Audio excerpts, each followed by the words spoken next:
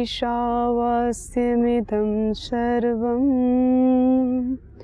यत्किञ्च जगत्यां जगत् तेन त्यक्तेन भुञ्जीथा मा गृधः कस्यचिद्धनम् कुर्वन्नेवेह कर्माणि जिजीविषेच्छतं समाः एवं त्वयिनान्यथेतोऽस्ति न कर्मा लिप्यते नरे। ओम नमो नमः। कुर्वन्नेवेह कर्माणि जिजीविषेच्छतं समाः एवं त्वयिनान्यथेतोऽस्ति न कर्मा लिप्यते नरे। हमारे शास्त्रों में, हमारे वेदों में, हमारी संस्कृति में पग पग में बताया गया है कि जीवन को कैसे जिया जाता है। और मनुष्य का जीवन तो इतना सहज है, इतना सरल है, इतना आनंदमय है, उतना किसी और प्राणी का जीवन नहीं है। क्यों? क्योंकि योग दर्शन में भी महर्षि पतंजलि जी कहते हैं, अनित्य शुचि दुःखानात्मसो नित्य शुचि सुखात्म ख्यातिरविद्या। अविद्या क्या है? अनित्य को नित्य मान लेना, अशुचि को शुचि मान लेना, दुख को सुख मान लेना और आत्मा को अनात्मा मान लेना। वैसे उल्टा ही, जो नित्य है उसको अनित्य मान लेना, जो सुख है उसको दुख मान लेना और जो शुचि है उसको अशुचि मान लेना और जो अनात्म है उसको आत्म मान लेना। महर्षि पतंजलि जी कहते हैं यही तो अविद्या है। और मनुष्य हर एक क्षण क्षण में इन्हीं बातों से घिर जाता है। मनुष्य का जीवन जितना सहज, जितना सरल, जितना आनंद में है ना, उतना किसी और प्राणी का नहीं है। लेकिन हम समझते नहीं। हम अपने आप, अपने ईगो में, अपने अहंकार में हमारे अंदर इतना भरा हुआ होता है। क्यों? क्योंकि हमें सहने की, हमें दूसरों की बातों को सुनने की, हमें अपनी गलतियां स्वीकार करने की हमारे अंदर क्षमता ही नहीं है। हमारे अंदर साहस ही नहीं रह गया। किसी की बातों को सुनने का धैर्य हमारे अंदर रह ही नहीं गया। इसीलिए तो हमारा जीवन इतना साधारण होते हुए भी असाधारण लगने लग गया है। जीवन को इतना कॉम्प्लेक्स बना दिया हम लोगों ने अपने इस मनुष्य जीवन को। जिस प्रकार प्रातः काल होते ही ब्रह्म मुहूर्त में सूरज उगता है, वैसे ही सारा अंधेरा छट जाता है। वैसे ही हमारे अंदर जब ज्ञान का प्रकाश आता है, जब ज्ञान हमारे अंदर प्रकाशित करता है, तो हमारे अंदर का जो अज्ञान है वो धीरे धीरे छट जाता है। लेकिन जब हमारे अंदर ज्ञान की बजाय अज्ञान, विद्या की बजाय अविद्या हमारे अंदर प्रवेश कर जाती है, तो हमारे सामने जो सत्य भी है वो भी असत्य सा, सब कुछ धुंधला दिखाने लग जाता है, सब कुछ अंधेरा हो जाता है, सब कुछ एकदम ब्लैंक हो जाता है। इस प्रकार सूरज के ढल जाने पर सब कुछ, जैसे ये चारों तरफ वस्तुएं, फूल, फल, पौधे सब कुछ दिखाई देते हैं। लेकिन अभी घनघोर अंधेरा छा जाए तो सब कुछ होते हुए भी नहीं दिखाई देता। वैसे ही हमारे अंदर अज्ञान जब प्रवेश कर जाता है तो हमारे अंदर बहुत सारी विशेषताएं होने के बावजूद भी, हमारे अंदर बहुत सारे गुणों का भंडार होने के बावजूद भी वो हमें गुण दिखाई नहीं देते, वो हमारी अच्छाइयां हमें दिखाई नहीं देती और सब कुछ अंधकार में हो जाता है। तभी तो हम अपने जीवन को बहुत ही क्षण में, बहुत चंद समय में नष्ट कर देते हैं। क्यों? क्योंकि हमने जीवन का महत्व नहीं समझा। Life is the greatest blessing of God. कहा गया है कि भगवान का सर्वश्रेष्ठ उत्तम आशीर्वाद है ये जीवन। क्योंकि हमने अपने इस जीवन पर केवल अपना ही अधिकार समझ लिया है, जबकि ये सत्य नहीं है। इस जीवन पर, इस शरीर पर हमारा अधिकार नहीं है, ये है ही संसार के लिए। क्यों? क्योंकि ये शरीर संसार से ही बना है। ये शरीर पंच तत्वों से बना है और ये पांच तत्व, ये सारी प्रकृति, सारे ब्रह्मांड से हमारे अंदर आए हुए हैं। पृथ्वी, जल, वायु, आकाश, अग्नि हमें इस यूनिवर्स से मिलता है, इस संसार से मिलता है, इस ब्रह्मांड से मिलता है। तो इसीलिए कहा जाता है यथा पिंडे तथा ब्रह्मांडे। यथा पिंडे, जो इस पिंड में है, तथा ब्रह्मांडे, वही सब कुछ ब्रह्मांड में है। तो ये हमारा जीवन केवल हमारा नहीं है। इस शरीर पर केवल हमारा अधिकार नहीं है, इस शरीर पर संपूर्ण सृष्टि का अधिकार है। और इस सृष्टि का अधिकार, इस सृष्टि का जो कर्ज है, कब पूरा होगा? जब उसके लिए ये जीवन, हम उसके लिए सोचेंगे, हम समाज के लिए सोचेंगे, जब हम इस राष्ट्र के लिए सोचेंगे, देश के लिए सोचेंगे, इस धरती माँ के लिए सोचेंगे। और जब हम ऐसे अपने मन में, अपनी बुद्धि में ऐसे विचार करेंगे, ऐसे संकल्प विकल्प करेंगे कि ये जीवन में केवल हमारा अधिकार नहीं है। जो एक हमारा शब्द हम यूज करते हैं, वैसे हमारा तो कुछ है नहीं, लेकिन फिर भी इस शरीर के लिए जो शब्द हमारा यूज करते हैं, ये हमारा है। तो जब हम इसको समझेंगे केवल हमारा नहीं है, एक आया कहाँ से है, ये बना कैसे है, इसको बनाने वाला कौन है, इस शरीर कैसे बनता है? जो हम खाते हैं, पीते हैं, वायु लेते हैं, सूरज से अग्नि लेते हैं, उसी से तो चल रहा है ये। तब फिर हम इतना जल्दी इस शरीर को नष्ट करने के लिए, इस शरीर से हम दूसरों को कष्ट देने के लिए उतारू नहीं होंगे। इतना जल्दी हम दूसरों के प्रति द्वेष की भावना, ईर्ष्या की भावना नहीं रखेंगे। हम क्या हैं और लेकिन हम क्या बन सकते हैं, हम क्या हैं ये तो हम जानते हैं, लेकिन वो भी कुछ लोग ही जानते हैं, सब नहीं जानते। लेकिन हम क्या हो सकते हैं, इसको तो और भी बहुत कम लोग जानते हैं। तो हमें उस बात पर विचार करना है, हम इस जीवन पर विचार करें, इस अपने मन बुद्धि पर विचार करें, हम मनन करें।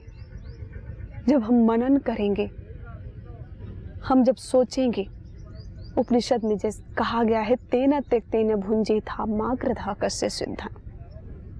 किसी का धन मत लो, तेन त्यक्तेन भुंजीथा, जितना कम से कम हो सके इस शरीर के लिए यूज करो, बाकी सब कुछ संसार के लिए यूज करो।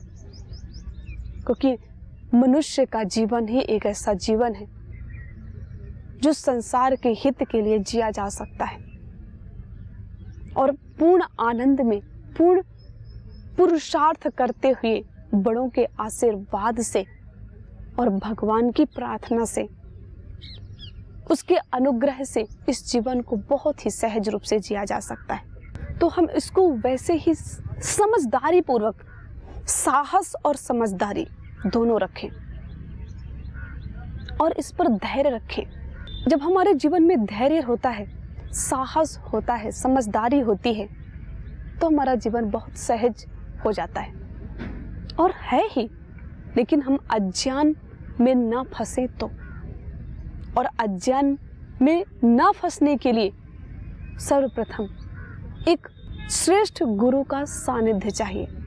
हम अधिकतर धोखा खा जाते हैं, कभी कोई हमारा साथ छोड़ देता है, कभी कोई हमें धोखा दे देता है, कभी हमारा कोई साथ छोड़ देता है, कोई हमें बहुत नीचे ले जा करके गर्त में गिरा देता है।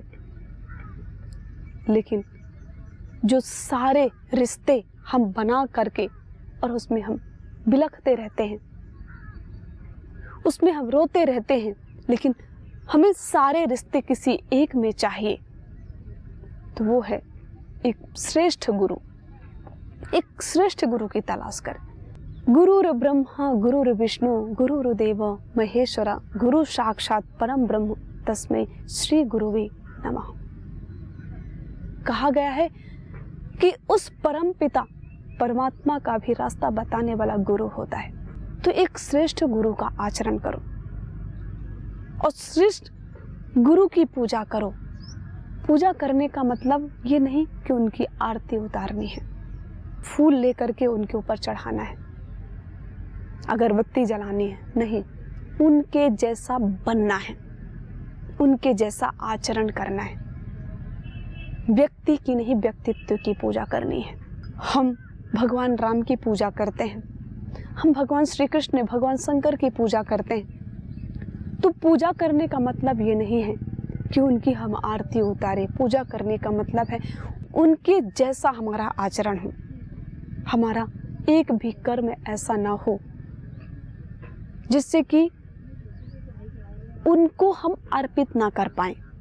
हमारा एक भी कर्म ऐसा ना हो जो कि हम उनको बता ना पाएं। एक भी कर्म हमारा ऐसा ना हो जो कि हम उनको सौंप ना पाएं। तो जीवन बहुत श्रेष्ठ हो जाएगा, जीवन बहुत आनंदमय हो जाएगा। और जीवन में जितना हो सके, कुछ भी वस्तु हो, कोई भी पदार्थ हो, उसको यूज करने से पहले, उसको लेने से पहले सोचो, क्या वास्तव में मुझे इसकी आवश्यकता है क्या? अगर आपको आवश्यकता नहीं है तो उसको मत लो। हम आज़ादी की बात करते हैं, हम स्वतंत्रता की बात करते हैं, लेकिन हम छोटी छोटी वस्तुओं के गुलाम हुए फिरते रहते हैं, घूमते रहते हैं। हम जीव के गुलाम हो जाते हैं, हम वस्तुओं के गुलाम हो जाते हैं, हम सुख के गुलाम हो जाते हैं। कितनी सारी वस्तुओं के हम गुलाम हुए घूमते हैं और आज़ादी की मांग करते हैं। आज़ादी तो स्वयं से शुरू करो ना। पहले स्वयं से आत्म विजय बनने का प्रयास करो। जब स्वयं से, अगर अपने आप से जीतने का, हम पूरी दुनिया को जीत लेंगे, हमेशा डंका बजाते हैं। हम उससे जीतेंगे, उससे आगे बढ़ेंगे, उससे आगे बढ़ेंगे, सबसे आगे बढ़ जाएंगे। हम दूसरों से कंपटीशन करते रहते, भाग में, दौड़ में लगे हुए हैं, रेस में लगे हैं, लेकिन स्वयं से हारे हुए। जब स्वयं से हार जाते हैं तो दुनिया से तो हारेंगे ही। शुरुआत तो स्वयं से होती है। अगर स्वयं से शुरुआत करेंगे, प्रारंभ स्वयं से की जाती है। अगर जीवन में जीतना है तो स्वयं से शुरुआत करो। जीवन में बहुत आगे बढ़ना है, शिखर तक पहुंचना है, आसमान को छूना है, तो स्वयं से शुरुआत करो। अगर स्वयं से शुरुआत करोगे तो हर मुकाम तक पहुंच जाओगे। आपका जीना और आपका जाना यहाँ से दोनों गौरवपूर्ण होने चाहिए। आपका इस जगत पर जीना और आपका यहाँ से जाना दोनों गौरवपूर्ण होने चाहिए। वो तब होंगे जब हम अपने जीवन को सहज रूप से, एक त्यागपूर्वक, तपपूर्वक और समझदारी पूर्वक, साहस पूर्वक, धैर्य पूर्वक जब जिएंगे, वस्तुओं के गुलाम होकर के नहीं, किसी व्यक्ति के गुलाम होकर के नहीं, किसी पदार्थ के गुलाम होकर के नहीं। और अगर हमें किसी व्यक्ति से बचना है, किसी गुलामी से बचना है, तो उससे पहले अपने स्वयं से शुरुआत करो। लेकिन हम सोच लेते हैं ये तो सब कहने की बात है ना। कहने की बात नहीं, करने की बात होती है। अगर मनुष्य के जीवन में रहते हुए भी तुम्हारे जीवन में अगर दुख है, कष्ट है, तो मनुष्य का जीवन होना ही बेकार है। कष्ट किस काम का? कष्ट क्यों? किस चीज का कष्ट है? अगर भगवान ने आपको ये शरीर रूपी यंत्र दे दिया है तो इसको स्वस्थ रखना, इसको सुखी रखना, इसको आनंद में रखना तुम्हारी जिम्मेदारी है। जैसे कोई एक पिता अपने बच्चे को सब कुछ बना करके, धन दौलत सब कुछ, महल दे दे, लेकिन उस बच्चे को उसको चलाना ना आए, उतना मूर्ख हो कि उसको सब कुछ बना बनाया देने के बावजूद भी उसको चलाना ना आए, तो उस बच्चे की गलती है ये कि उस पिता की गलती है, उस बच्चे की गलती है ना, जो कि उसको चलाना नहीं आ रहा। वैसे ही हम उस परम पिता परमात्मा के बच्चे, हमें उसने सब कुछ दे दिया है। बुद्धि रूपी इतना प्रखर यंत्र दिया है, शरीर दिया है, मन दिया है, भावना दी है, श्रद्धा दी है, सब कुछ तो दिया है।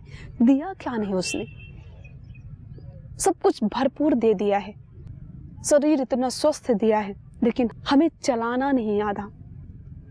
मन दिया है, बुद्धि दी है, मस्तिष्क दिया है, सब कुछ दिया है, लेकिन मन इतना प्रखर दिया, इतना तेज दिया है। मन जैसा तीव्र कुछ और भी हो नहीं सकता।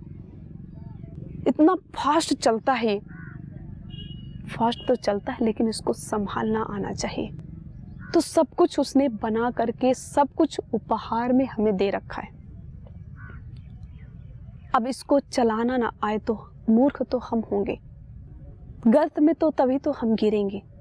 तो इसलिए हमें इसको चलाना ठीक से आए, इसको समझाना ठीक से आए, इसको समझना ठीक से आए, इसमें धैर्य हो, साहस हो, समझदारी हो। उसके लिए हमें एक श्रेष्ठ गुरु की शरण लेनी चाहिए। उसके प्रति श्रद्धा, उसके प्रति समर्पण, वो जैसा है उसकी तरह बनना हमें आना चाहिए। अगर साक्षात गुरु ना मिले कोई बात नहीं, एकलव्य की तरह जी लो। एकलव्य भी ने एक मूर्ति बना करके उसने बेहतरीन विद्या सीख ली थी। तो हम इस जीवन को चलाने के लिए एकलव्य की तरह तो कर सकते हैं, लेकिन अगर जीवन में बहुत आनंद में रहना है तो हर एक मनुष्य को, हर एक छोटे छोटे से बच्चे को ये सिखा देना चाहिए कि तुम्हें सबसे पहले स्वयं से विजय पानी है। और स्वयं से जब होगा जब हमें इंद्रियों पर हमारी विजय होगी, हमारी वस्तुओं पर हमारी विजय होगी, हमारे पदार्थों पर जब हमारी विजय होगी, उसी प्रकार फिर हमें व्यक्तियों पर हमारी विजय होगी, रसना वासना पर हमारी विजय होगी। फिर हमारे जीवन में कहाँ दुख है, आनंद ही आनंद है। क्षमा करो हे मेरे प्रभु जी, अब तक के सारे अपराध धो डालो मन की चादर को, लगे हैं इसमें जो भी दाग। मनुष्य का जीवन ऐसा ही है कि जो भी इसमें दाग है, इसमें जो भी हमारे अंदर असहजता है, वो सब कुछ ईश्वर को समर्पित कर दो। तो इस जीवन को बहुत ही सहज पूर्वक जीना सीखें हम सभी लोग। हम मनुष्य का जीवन है, सहजता पूर्वक इसको जिएं और स्वयं भी आनंद में रहें और हम दूसरों को भी आनंद में लेकर के चलें। सबको साथ लेकर के चलें, सबके प्रति सम्मान की भावना रखें, सबके प्रति श्रद्धा की भावना रखें, सबको बड़े ही प्रेम से, बड़े ही भाव से, सबकी हाथों में पुरुषार्थ, मस्तिष्क में प्रज्ञा और हृदय में भावना रखते हुए, ईश्वर को अर्पित करते हुए, श्रेष्ठ गुरु का हाथ पकड़ते हुए और स्वयं पर विजय पाएं और फिर इस जगत पर विजय पाएं और हमारा इस संसार पर जीना सार्थक हो, इस संसार से जाना भी सार्थक हो, सब कुछ हमारा जीवन सहज हो जाए। और जब हमारा जीवन सहज होगा, सार्थक होगा, तो हम अपने जीवन में बहुत आगे बढ़ पाएंगे, हम अपने जीवन में बहुत कुछ कर पाएंगे, हमारा जीवन बहुत सहज हो, हमारा जीवन बहुत सरल हो। और मनुष्य ही एक ऐसा प्राणी है जो सहज होकर के, सरल होकर के जी सकता है, सहज भाव से चल सकता है। और इस अज्ञान रूपी इस अंधकार से बचो, धैर्य रखो, साहस रखो, समझदारी रखो और अपने संस्कृति से जुड़ो, अपने गुरुओं से जुड़ो, अपने शास्त्रों से जुड़ो और जीवन में बहुत उन्नति करो। अभ्युदय निःश्रेयस दोनों को लेकर के चलो। दरिद्रता का नाम वैराग्य नहीं है, दरिद्रता का नाम अध्यात्म नहीं है। अध्यात्म में तो बहुत ऐश्वर्य है, बहुत ऐश्वर्यशाली बनो, सब कुछ करो, लेकिन स्वयं से तप पूर्वक करो। तप कम नहीं होना चाहिए। अगर सोने को कुंदन बनाना है, सोने को बहुत दमकाना है, चमकाना है, तो उसको तपाना पड़ेगा। अगर इस जीवन को बहुत श्रेष्ठ बनाना है तो खूब तपाओ, जितना तपा सकते हो उतना तपाओ इसको, लेकिन नुकसान नहीं होने दे, कार्यों में बाधा नहीं आनी चाहिए, ऐसे तपाना है। समझदारी पूर्वक, साहस पूर्वक, बुद्धिमानी पूर्वक इस जीवन को आगे बढ़ाना है।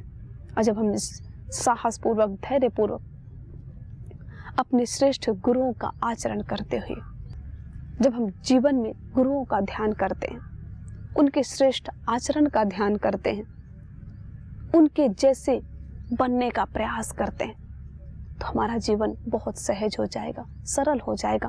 और ये मनुष्य का जीवन बहुत सहज है, पूर्ण है। पूर्णमदः पूर्णमिदं पूर्णात् पूर्णमुदच्यते पूर्णस्य पूर्णमादाय पूर्णमेवावशिष्यते। ईश्वर की छाया में रहो, गुरुओं की छाया में रहो, उनके प्रति श्रद्धा रखो और जीवन को बहुत सहज रूप से जियो। किसी से ईर्ष्या नहीं, किसी से द्वेष नहीं, किसी से कोई बैर की भावना नहीं। यही तो शास्त्र है, यही तो वेद है, यही सब कुछ है। और इस संसार पर जो कुछ भी है वो सारा यूनिवर्स, सारी सृष्टि, सारा ब्रह्मांड हमारे लिए कार्य कर रहा है। वैसे ही इस शरीर से संपूर्ण संसार के लिए, संपूर्ण राष्ट्र के लिए कार्य करना है। अकेले का विकास नहीं, समष्टि का विकास करते हुए जीवन को बहुत सहजपूर्वक जियो। ओम नमस्ते।